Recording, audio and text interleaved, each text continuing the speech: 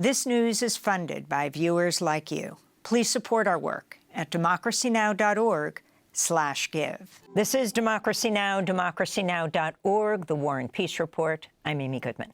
We end today's show with Syria and what the fall of the Assad regime means for Syria's 2 million Kurdish people, who make up about 10% of the country.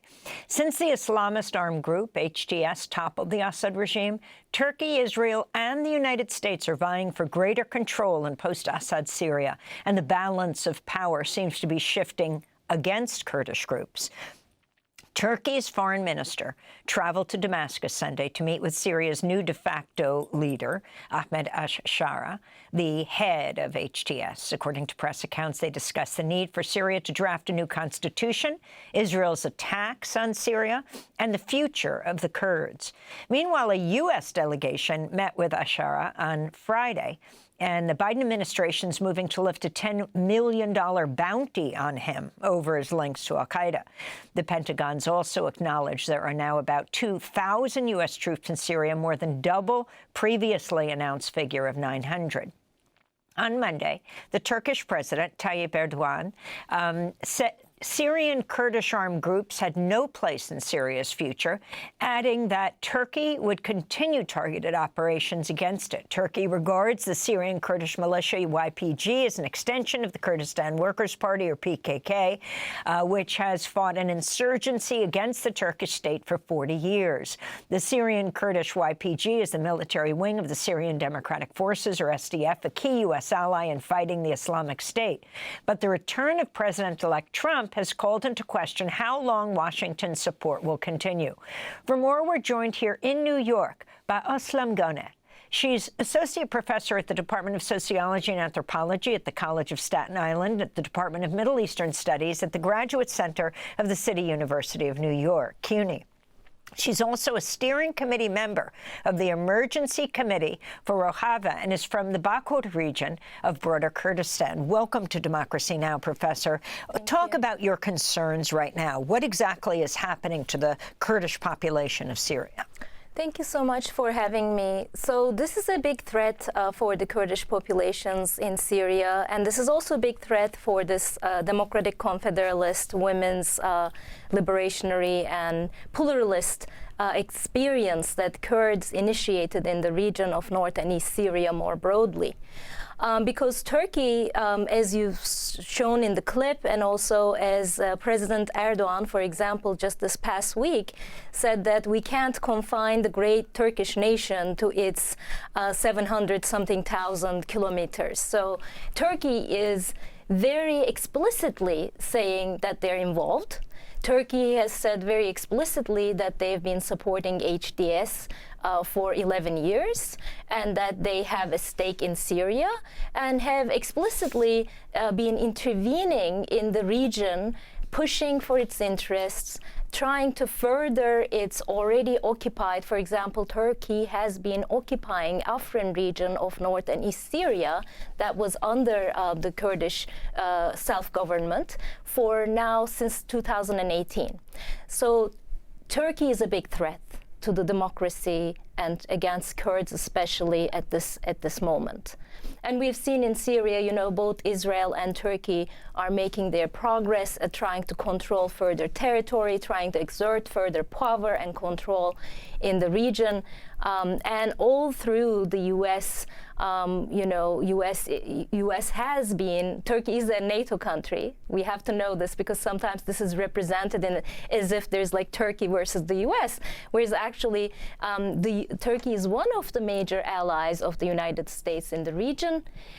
Turkey is the second largest NATO army, and Turkey has been not only massacring, torturing, imprisoning Kurds under the Turkish territories, under the Turkish nation state, but has been killing journalists in Kurdistan, has been killing journalists in Syria, in Iraq. So Turkey is really playing at becoming a major force in this region. and taking Kurds out of the picture here. Let's talk specifically about the journalists. Press freedom groups have condemned the killing of 2 Kurdish journalists, Nazim Dastan and Cihan Bilgin, by a Turkish drone as they were reporting on attacks on the Tishrin Dam on the outskirts of Kobani in northern Syria. Explain the significance of this area and who those journalists were.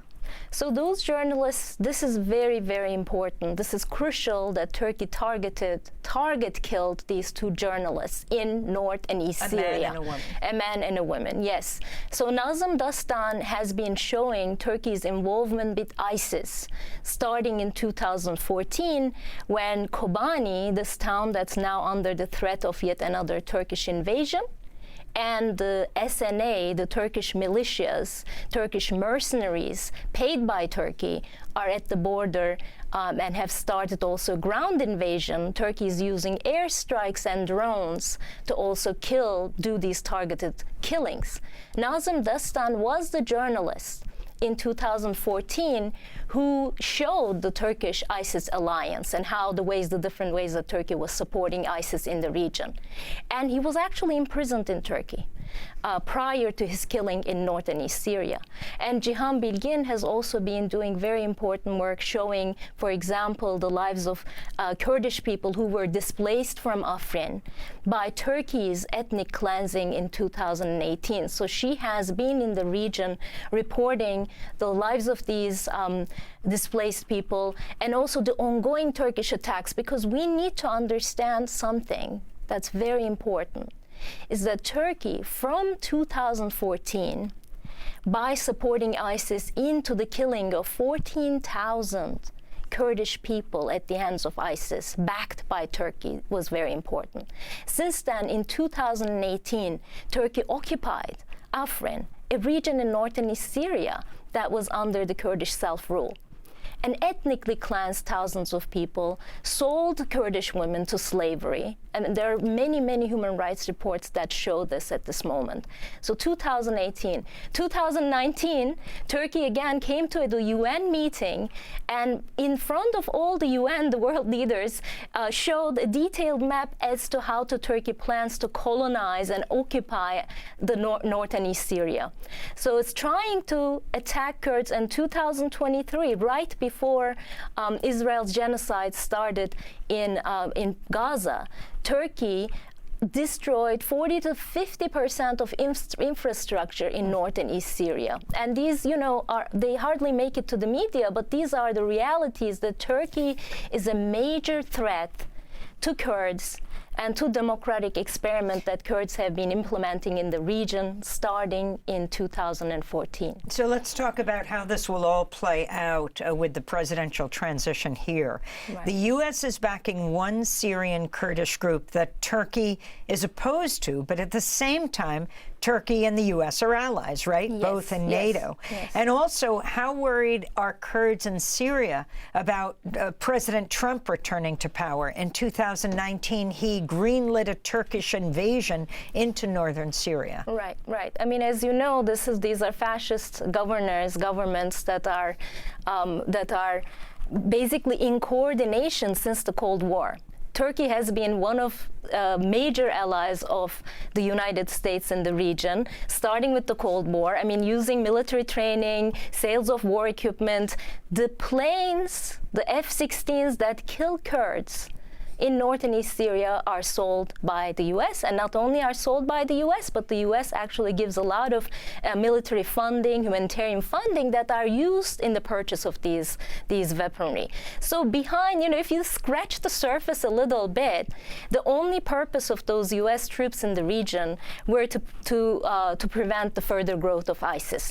Because even prior to the U.S. entering the region, it was the Kurdish forces who have been, because of their own movement's success of 40 years of practicing of self-governing, self-defense, women's self-defense forces. So these were all in place before the U.S. entered the region. But the current presence of the U.S. troops is to prevent Turkey from entering, annihilating, crushing, killing Kurds in tens of thousands. What we're seeing in Gaza today can happen in Rojava if we don't enter. And it happened previously to Kurdish populations in my hometown of Dersim, 1938, in Iraq. So the Kurdish populations, at the hands of these governments, who are in cooperation with the US, who use US funding, US military equipment, and then somehow appearing on the surface as if there's some contradiction here between the US and Turkey. At the moment, as you said in the beginning, Turkey, Israel, and the US collectively are trying to carve out this land, and Kurds are under threat. And also, I have to say, one important thing is even during Assad regime, Turkey was preventing the Kurds from sitting at the negotiating table to determine the future of a democratic Syria. And Turkey is doing that right now. While HDS have been giving some messages that Kurds could be included in this process, that is after that the Turkish foreign minister made several visits, signaled that, hey, we've been supporting HDS for the past 11 years.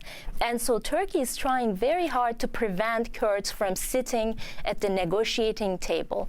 And that's a very big loss for the region in general. And of course, we'll continue to cover this. Ozlem Goner, I want to thank you so much for being with us. Associate Professor at Department of Sociology and Anthropology at College of Staten Island, and also at the CUNY Graduate Center here in Manhattan. Happy birthday to Narmeen Maria. Tune in tomorrow to our tribute to the blacklisted lyricist Yip Harburg, the man who put the rainbow in The Wizard of Oz, his song sung by millions around the world. This is Democracy Now! I'm Amy Goodman. Thanks for joining us. Democracy Now! Is funded by viewers like you. Please give today at democracynow.org/give.